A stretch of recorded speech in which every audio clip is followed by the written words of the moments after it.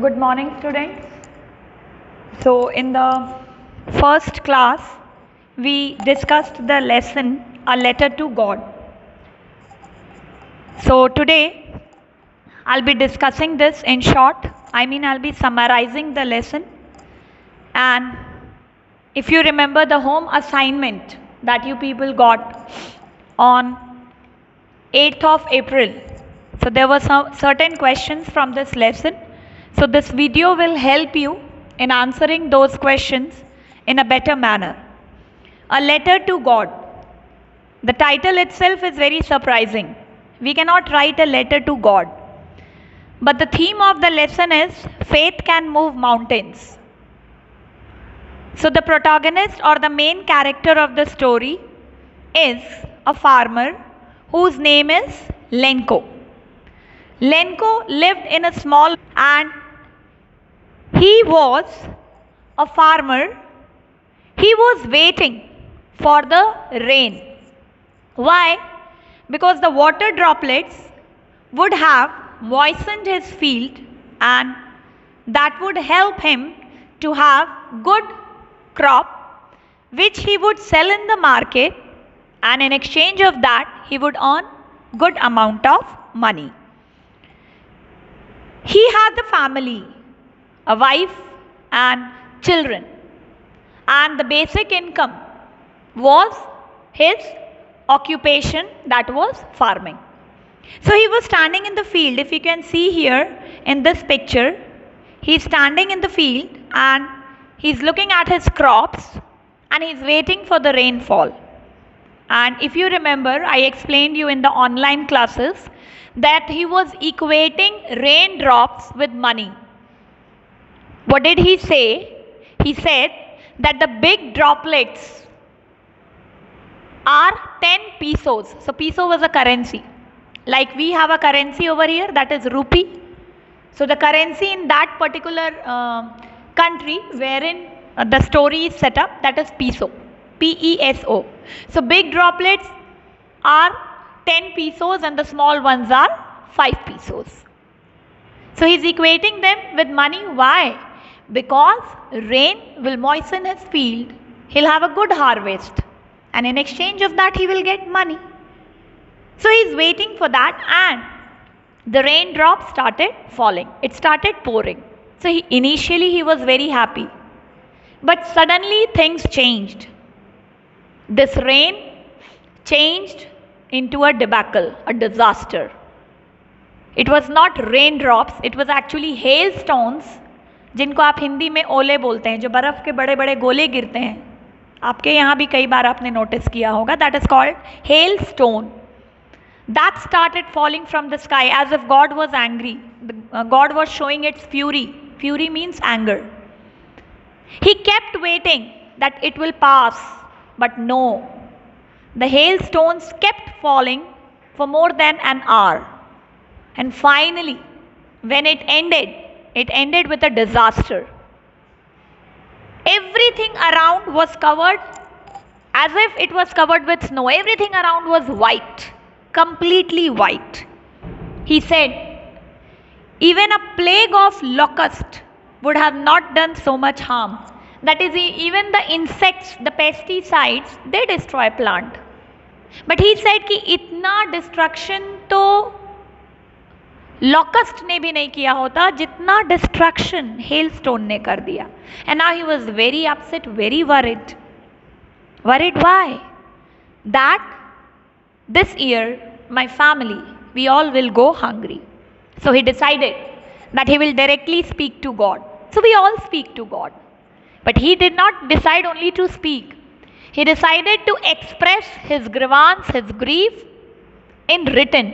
That is, he would write a letter to God. So he sat down. He started writing a letter that, dear God, now this is the nature, this is the act of nature. Hailstone is the act of nature. So if God has done this, he needs to mend it. Now look at the faith of this man. He believes that he will write a letter. That letter would reach God, and in return, God is going to help him. And you know, he was helped.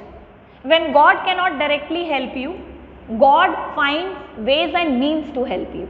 That is what is the lesson, the moral of the lesson. If you have faith, you can move mountains. He was not helped directly by God, but he was helped. That you would come to know when I end the story. So finally he wrote a letter to God that, dear God, I own a field, and because of the hailstorm everything got destroyed. Now I want you to help me because I am in trouble. I want you to help me. I want you to give me 100 pesos. I am not asking for millions, so that I can sow seeds again and I can run my family. I can't see my family starving. He wrote this letter, he put it in an envelope and he addressed to God. Of course, God has no address, so he could only write to God. The next day he went to the post office and he dropped the letter in the mailbox. So when the postman took out all the letters, he laughed heartily and he showed the letter to the postmaster. They all started laughing. The postmaster was a very friendly, a very benevolent, a very kind person. He also laughed, but then he realized that look at the faith of this person. If he is not helped, his faith will not be the same. He will be all the more broken. एक तो उसका सारा crop destroy हो गया, and now he will lose faith on God. So what he decided, that he with few of his employees, they will contribute some amount of money and they will give it to that person, not revealing the fact that this money has given by the employees of the post office, but it would be a kind of setup wherein he would have this feeling that God has sent him the money, and that would be an act of charity. Fine, so they did that. They all, of course, they were also working, they were employees, they were not big millionaires. So they could only contribute 70 pesos, and this was put in an envelope, and at last it was written from God. So Lenko sent it to God and the money was sent to him from God. This was a kind of a drama that was set up so that his faith remained intact. Now the next Sunday, when Lenko came to the post office and he was handed over the letter from God, he was not at all surprised. He would have been surprised. When do we feel surprised? When something unusual happens. For Lenko, it was nothing unusual. He believed that if I am writing, of course God will reply me, isn't it? And when he opened the envelope, he was very depressed. He could not believe that God will cheat. 70 pesos, I did not ask for it. I asked for 100 pesos. Okay, so these post office employees are a bunch of crooks. ये cheaters हैं. इन्होंने मेरे 30 pesos निकाल लिए. Now this is the irony in the story. The people who helped him, they were being accused of stealing the money. So then again he wrote a letter to God.